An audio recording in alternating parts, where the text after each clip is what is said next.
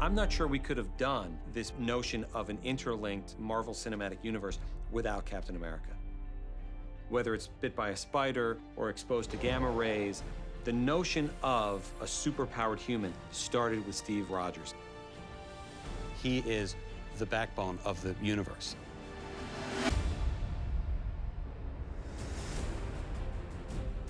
As we were developing Captain America, the First Avenger, We brought in these two writers named Chris Marcus and Steve McFeely.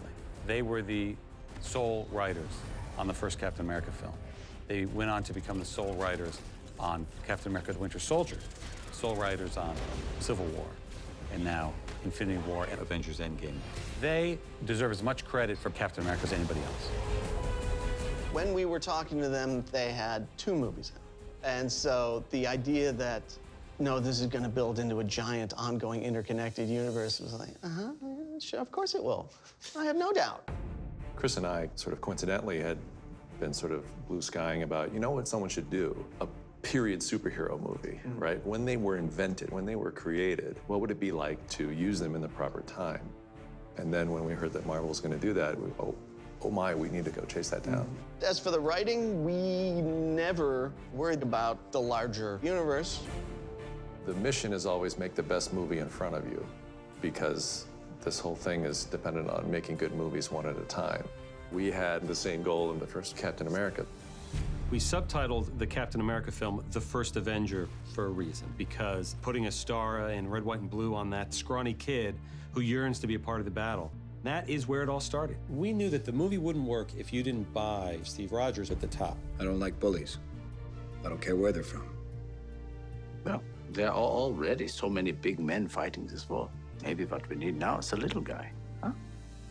The spectacle and the action sequences only work if you're engaged in the characters. You know, all the visual effects, and it doesn't matter how big your budget is, if you're not engaged in Steve Rogers' Captain America, I think you're wasting your time, really. We needed to fall in love with skinny Steve Rogers before he ever became Captain America. And never forget that he's in there. Yeah. The serum amplifies everything that is inside, so good becomes great, bad becomes worse. This is why you were chosen. Because a strong man who has known power all his life may lose respect for that power, but a weak man knows the value of strength. Steve Rogers, more than any of the other superheroes, really kind of loses who he was in the process of becoming Captain America. The old him ceases to exist. There's no life of Steve Rogers that he goes back to. In the Avengers, he's the leader because he's completely dedicated to everything, partially because he doesn't have anything else to turn to. His desire to keep it ordered and to keep some meaning, all of that stuff is still an issue for him. He's always been this very austere kind of guy, but had this real loyalty to institutions and to people. We have orders. We should follow them. Following's not really much down. I think they slowly strip that away from him. You know, he loses his faith in government in Winter Soldier, loses his faith in his friends and his family in Civil War. You know, I think when we see him in Infinity War, he's just turned his back on a lot of things. Earth just lost her best defender. So we're here to fight.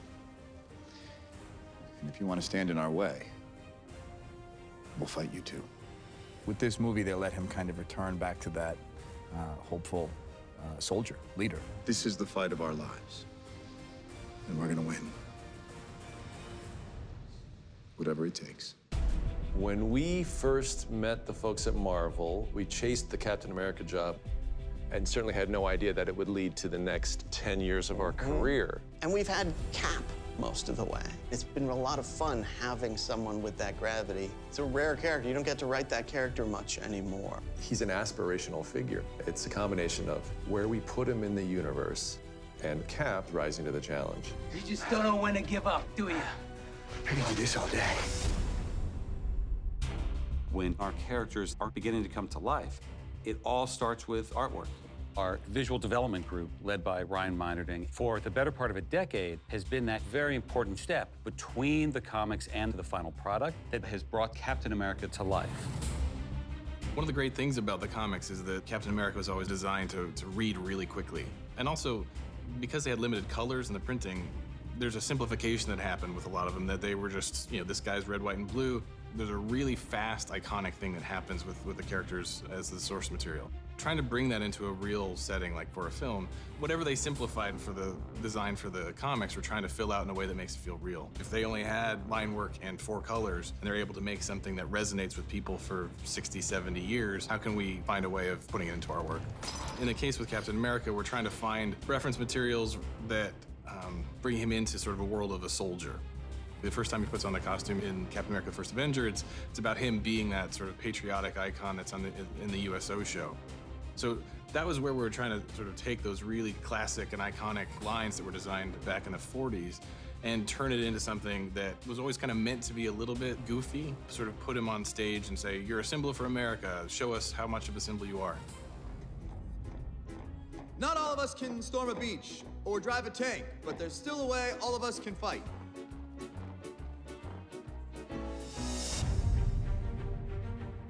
One of the amazing things about being able to work on a character through multiple movies is that you actually get to tell the story of the character through the costume. Seeing Cap's change from Captain America: The First Avenger through Avengers and into Winter Soldier, for example, is a pretty big visual change. Being a person in the 1940s and coming forward into 2012 and sort of living in that period of time and being a fish out of water, and then sort of acclimating very quickly and becoming this very stealth-oriented, extreme tactical ops person is a crazy change. And it works so well partially because the costume actually reflects what he's going through.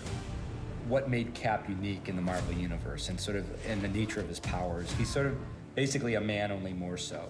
His fighting technique is a very visceral, surprising experience of action.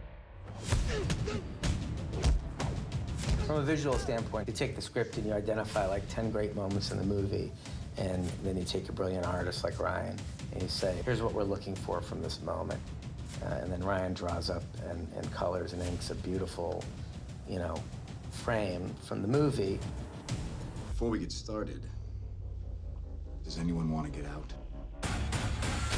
They do incorporate lighting. They incorporate strong visual element. Where will the camera be in a very, sort of dynamic and specific moment? And that does inspire the movie. For Captain America, almost every iconic sequence came right out of Ryan's original drawings, where he was just by himself with his drawing pad at his computer. I've been at Marvel for about 12 years, which is almost the entire time that Marvel Studios has existed. There's a sort of a craziness to the notion that I've been able to stay with the character over the course of 9 years. Being that sort of medium between the comics and what is actually on screen has been a joy that I couldn't have imagined. When we really distilled the core qualities that we wanted out of Captain America, I think there's a moral fiber to him that really isn't something that you act, that it's something you need to possess. And Chris Evans was someone who seemed to inhabit all of those qualities the most. So everyone was in love with the idea of Chris, except Chris. The only reason there was hesitation to begin with was because of the commitment. It's a big movie, and those are the movies that if they succeed, there's a change, a lifestyle change. And if it fails, it's a whole other can of worms. Even Chris's reluctance to be a star spoke to how right he was for the role, because Captain America was not looking for the limelight. He was humble, he was modest. He needed to feel that in his bones. I love the character. He's everything that I wish I could be as a man, And the creative forces behind the film are fantastic, between Joe and Kevin Feige. And, Marvel in general, they know what they're doing. So in the end, I was so excited. Once he committed 1,000%. He stands there, tells the truth, and then kicks ass. I think there's a confidence that he really brings to the character and an integrity that people really respond to. There's something so endearing, so charismatic, so charming. He has so much heart. There was something very heroic. There is something that he brings to the character beyond what we could write on the page, beyond what we could illustrate in, special effects, that is uniquely Chris.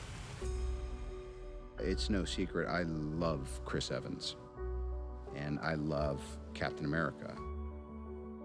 Captain America was the single hardest character to launch in this universe. This kind of guy out of time, and is it too retro? Are people going to get it? I cannot imagine anybody but Chris playing this role. It's a very difficult role to play because on one hand, you have this character that has this very strong moral compass. You try to think, where's the conflict in that? He allows himself to be vulnerable. He allows himself to not take it so seriously. Don't worry about it. It's just, It makes you love that character, and it makes people want to follow him. It's been really great watching him sort of pull this off.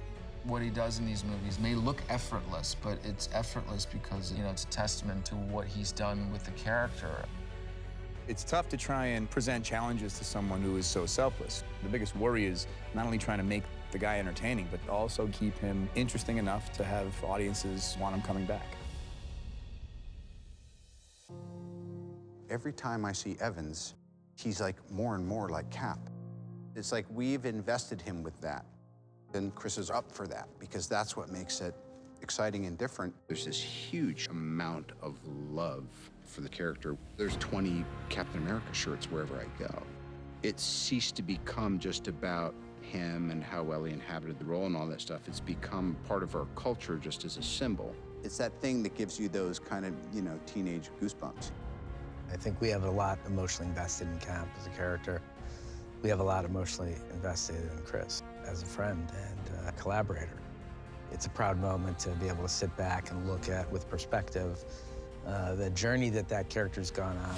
You're looking at yourself in this old makeup and you're trying to tap into Steve's journey, but you can't help but think about your own and think about what this entire experience has meant to you. It's just been littered with so many good memories. I never want to work with these kids, but I'll get them there. It is because of this journey of just such an embarrassment of riches and such good fortune and just good luck. And again, it's just so unblemished because there are so many wonderful people around me. This has been such an incredible chapter in my life.